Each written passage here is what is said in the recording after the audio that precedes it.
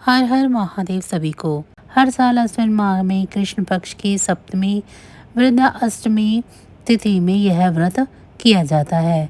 इस व्रत में भगवान जीवंतवान की पूजा होती है और उनकी व्रत कथा का पाठ किया जाता है। मान्यता है कि इस कथा का पाठ करने से आपके बच्चे की लंबी आयु होती है और साथ ही उनका जीवन राजा के समान बीतता है। एक बार नौमिषरायण के निवासी ऋषियों ने संसार के कल्याणार्थ सूत जी से पूछा, हे सूत, कराल कालिकाल में लोगों के बालक किस तरह दीर्घ आयु होंगे सो कहिए। सूत जी बोले, जब द्वापर का अंत और कलयुग का आरंभ था, उसी समय बहुत से शोकाकुल स्त्रियों ने आपस में सलाह की थी कि क्या इस कलयुग में माता के जीवित रहते पुत्र मर जाएंगे। जब वे आपस में कुछ निर्णय नहीं कर सकी, तब गौतम जी के पास पूछने के लिए गई। जब वे वहां उनके पास पहुंची तो उस समय गौतम जी आनंद के साथ बैठे थे। उनके सामने जाकर उन्होंने मस्तक झुकाकर प्रणाम किया। तदंतर स्त्रियों ने पूछा, हे प्रभु, इस कलयुग में लोगों के पुत्र किस तरह जीवित रहेंगे? इसके लिए कोई व्रत या तप हो तो कृपा करके बताइए। इस तरह उनकी बात सुनकर गौतम जी बोले, आपसे मैं वही बात कहूँगा जो पहले से सुन रखा है। गौतम जी ने कहा, जब महाभारत युद्ध का अंत हो गया और द्रोण पुत्र अश्वत्थामा के द्वारा अपने बेटों को मरा देखकर सब पांडव बड़े दुखी हुए, तो पुत्र के शोक से व्याकुल होकर द्रौपदी अपनी सखियों के साथ ब्राह्मण श्रेष्ठ धौम्य के पास गई और उन्होंने धौम्य से कहा कि हे विप्रेंद्र, कौन सा उपाय करने से बच्चों की दीर्घायु हो सकती है? कृपा करके ठीक ठीक कहिए। धौम्य बोले, सतयुग में सत्यवचन बोलने वाला, सत्याचरण करने वाला, समदर्शी जीमूतवाहन नामक एक राजा था। एक बार वह अपनी स्त्री के साथ अपनी ससुराल गया और वहीं रहने लगा। एक दिन आधी रात के समय पुत्र के शोक व्याकुल कोई स्त्री रोने लगी, क्योंकि वह अपने बेटे के दर्शन से निराश हो चुकी थी। उसका पुत्र मर चुका था। वह रोती हुई कहती, हाय, मुझ बूढ़ी माता के सामने मेरा बेटा मरा पड़ा है। उसका रुदन सुनकर राजा जीमूतवाहन का तो मानो हृदय विलीन हो गया। वह तत्काल उस स्त्री के पास गया और उससे पूछा, तुम्हारा बेटा कैसे मरा है? बूढ़ी माता ने कहा, गरुड़ प्रतिदिन आकर गांव के लड़कों को खा जाता है। इस पर दयालु राजा ने कहा, माता, अब तुम रो मत, आनंद से बैठो और तुम्हारे बच्चे को बचाने का यत्न करता हूँ। ऐसा कहकर राजा उस स्थान पर गया जहाँ गरुड़ आकर प्रतिदिन मांस खाया करता था। उसी समय गरुड़ भी उस पर टूट पड़ा और मांस खाने लगा। तब अतिशय तेजस्वी गरुड़ ने राजा का बाएं अंग खा लिया, तो झटपट राजा ने अपना दाहिना अंग फेंककर गरुड़ के सामने कर दिया। यह देखकर गरुड़ जी ने कहा, तुम कोई देवता हो? कौन हो तुम? मनुष्य तो नहीं जान पड़ते। अच्छा, अपना जन्म और कुल बताओ। पीड़ा से व्याकुल मन वाले राजा ने कहा, हे पक्षीराज, इस तरह के प्रश्न करना व्यर्थ है। तुम अपनी इच्छा भर मेरा मांस खाओ। यह सुनकर गरुड़ रुक गए और बड़े आदर से राजा के जन्म और कुल की बात पूछने लगे। राजा ने कहा कि मेरी माता का नाम शैव्या और मेरे पिता का नाम शालिवाहन है। सूर्यवंश में मेरा जन्म हुआ है और जीमूतवाहन मेरा नाम है। राजा की दयालुता देखकर गरुड़ ने कहा, हे महाभाग, तुम्हारे मन में जो अभिलाषा हो वह वर मांगो। राजा ने कहा, हे पक्षीराज, यदि आप मुझे वर दे रहे हैं तो वर दीजिए कि आपने अब तक जिन प्राणियों को खाया है वे जीवित हो जाएं। हे स्वामिन, अब से आप यहाँ बालकों को न खाएं और कोई ऐसा उपाय बताएं जहाँ जो उत्पन्न हो वे लोग बहुत दिनों तक जीवित रहें। धौम्य ने कहा कि पक्षीराज गरुड़ राजा को वरदान देकर स्वयं अमृत के लिए नागलोक चले गए। वहां से अमृत लाकर उन्होंने उन मरे मनुष्यों की हड्डियों पर बरसाया। ऐसा करने से सब लोग जीवित हो गए जिनको पहले गरुड़ ने खाया था। राजा के त्याग और गरुड़ की कृपा से लोगों के बहुत कष्ट दूर हो गए। वहाँ के लोगों के कष्ट दूर हो गए। उस समय राजा के शरीर की शोभा दुगनी हो गई थी। राजा की दयालुता देखकर गरुड़ ने फिर कहा, मैं संसार के कल्याणार्थ एक और वरदान दूंगा। आज अश्विन कृष्ण सप्तमी से रहित शुभ अष्टमी तिथि है। आज ही तुमने यहाँ की प्रजा को जीवन दान दिया है। हे वत्स, अब से यह दिन ब्रह्म भाव हो गया है, जो मूर्ति भेद से विविध नामों से विख्यात है। वही त्रिलोक्य से पूजित दुर्गा अमृत प्राप्त करने के अर्थ में जीवित पुत्रिका कहलाई है। सो इस तिथि को जो स्त्रियां उस जीवित पुत्रिका की और कुश की आकृति बनाकर तुम्हारी पूजा करेंगी तो दिनों दिन उनका सौभाग्य बढ़ेगा और वंश की भी वृद्धि होगी। हे महाभाग, इस विषय में विचार करने की कोई भी आवश्यकता नहीं है। हे राजन, सप्तमी से रहित और उदया तिथि की अष्टमी को व्रत करें, यानी सप्तमी विशुद्ध अष्टमी दिन जिस दिन हो उस दिन व्रत न कर शुद्ध अष्टमी को व्रत करें और नौवीं में पालन करें। यदि इस पर ध्यान न दिया तो फल नष्ट हो जाएगा और सौभाग्य तो अवश्य नष्ट हो जाएगा। जीमूत वाहन को इस तरह का वरदान देकर गरुड़ वैकुंठ धाम चले गए और राजा भी अपनी पत्नी के साथ अपने नगर वापस आए। धूम में द्रौपदी से कहते हैं, हे देवी, मैंने यह अतिशय दुर्लभ व्रत तुमको बताया है। इस व्रत के करने से बच्चे दीर्घायु होते हैं। हे देवी, तुम भी परोक्त विधि से यह व्रत और दुर्गा जी का पूजन करो तो तुम्हें अभिलाषित फल प्राप्त होगा। मुनिराज, धूम्र की बात सुनकर द्रौपदी के हृदय में एक प्रकार का कौतूहल उत्पन्न हुआ और पूर्ववासिनी स्त्रियों को बुलाकर उनके साथ यह उत्तम व्रत किया। जितिया का व्रत माताएं अपनी संतान की लंबी आयु और स्वस्थ जीवन की कामना के लिए करती हैं। जितिया का व्रत काफ़ी कठिन माना जाता है। महापर्व छठ की तरह जितिया व्रत का आरंभ भी नहाय खाए के साथ होता है। धार्मिक मान्यताओं के मुताबिक जितिया व्रत को करने से संतान दीर्घायु होते हैं और उन पर आने वाले हर संकट टल जाते हैं। वहीं कहते हैं कि इस व्रत को बीच में नहीं छोड़ा जाता है, इसे हर साल करना चाहिए।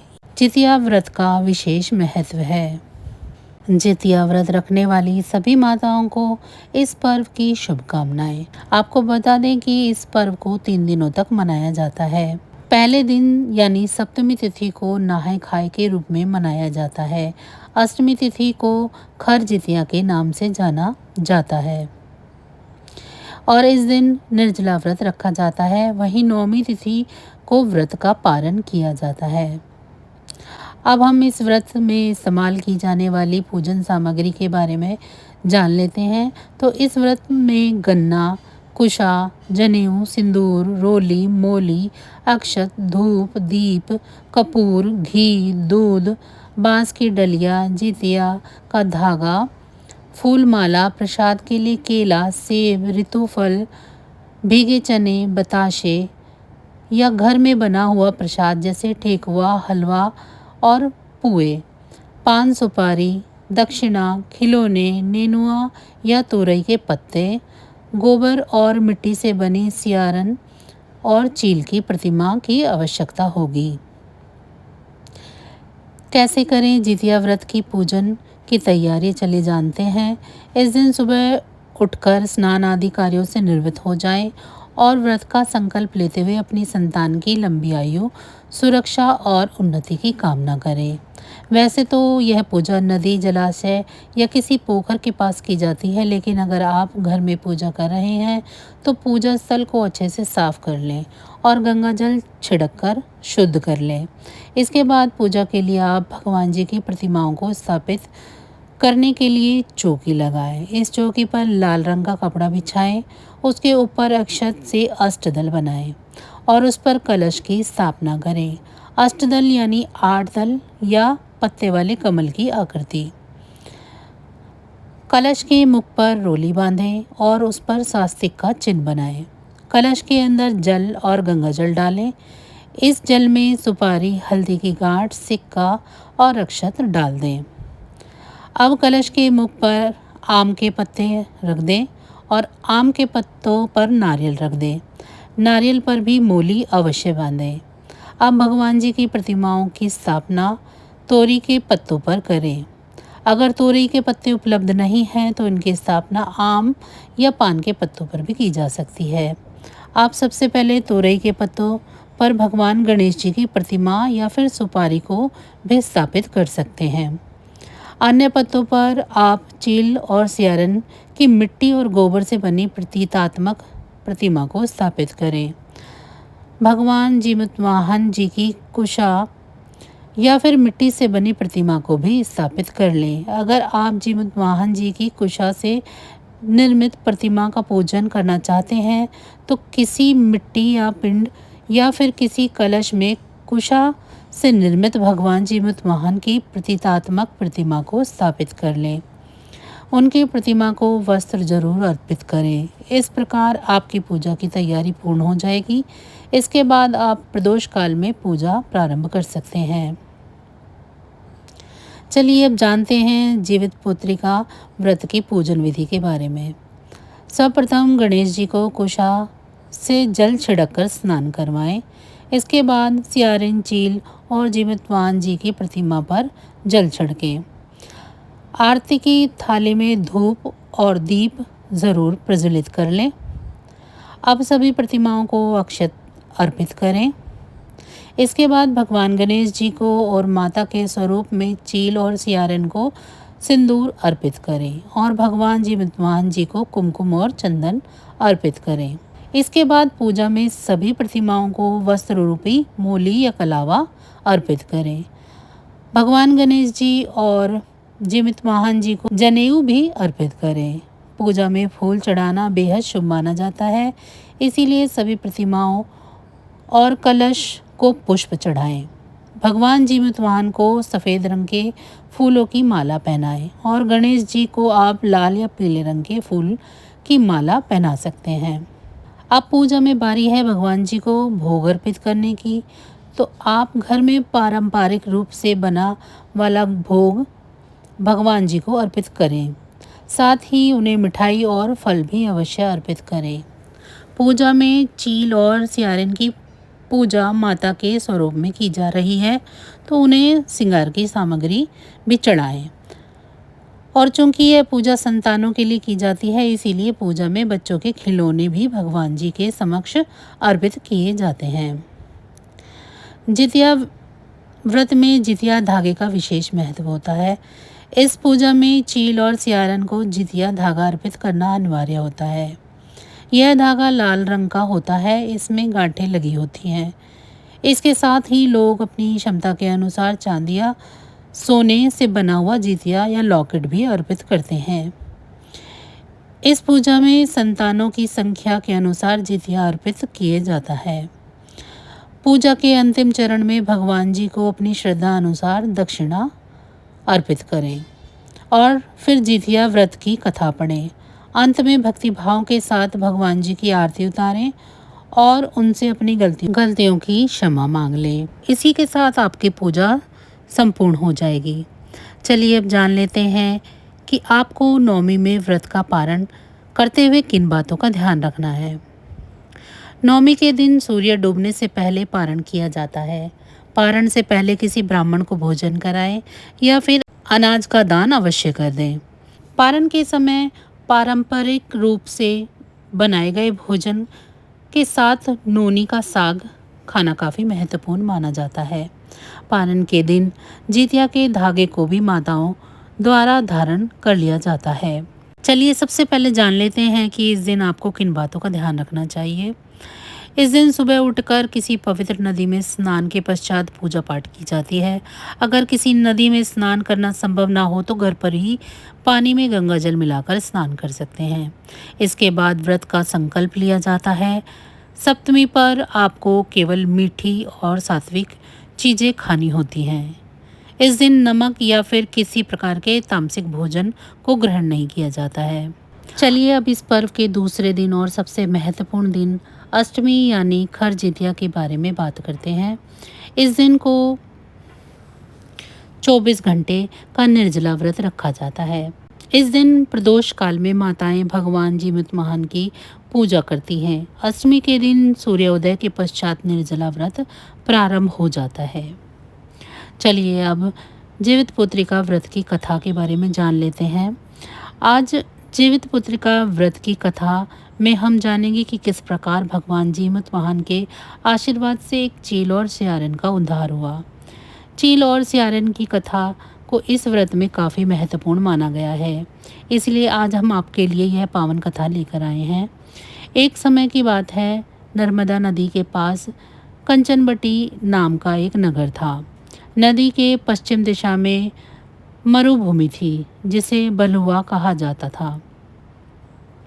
वहाँ पर एक विशाल पेड़ था। उस पेड़ पर एक चील रहती थी। पेड़ के नीचे एक खोखर था, उसमें एक सियारन रहती थी। चील और सियारन में गहरी दोस्ती थी। एक बार इन दोनों ने कुछ स्त्रियों को जितिया व्रत करते हुए देखा, तो उन्हें भी यह व्रत करने की इच्छा हुई और उन्होंने यह व्रत करने का संकल्प लिया।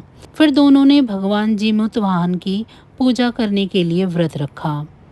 व्रत के दिन उस नगर में किसी बड़े व्यापारी की मृत्यु हो गई और उसका दाह संस्कार उसी मरुस्थल पर किया गया जहाँ चील और सियारन रहती थी।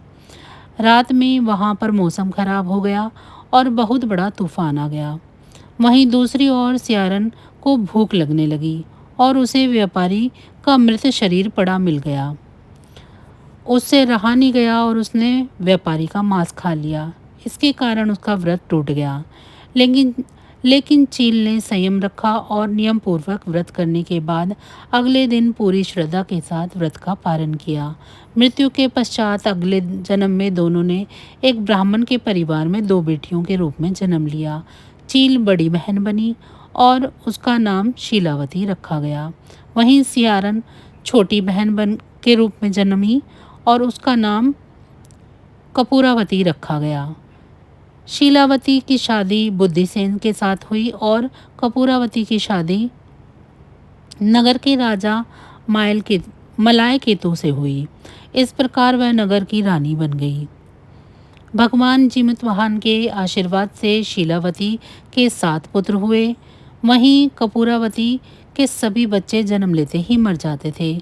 कुछ वर्षों के पश्चात शीलावती के सभी पुत्र बड़े हो गए और वह सभी राजा के दरबार में काम करने लगे। कपूरावती के मन में यह सब देखकर ईर्ष्या पैदा हुई और अपनी ईर्ष्या के चलते उसने राजा को कहकर शीलावती के 7 पुत्रों के सर कटवा दिए। इसके बाद रानी ने 7 थालियों में कटे हुए सिरों को रखकर और उसे लाल कपड़े से ढककर शीलावती के घर भिजवा दिया।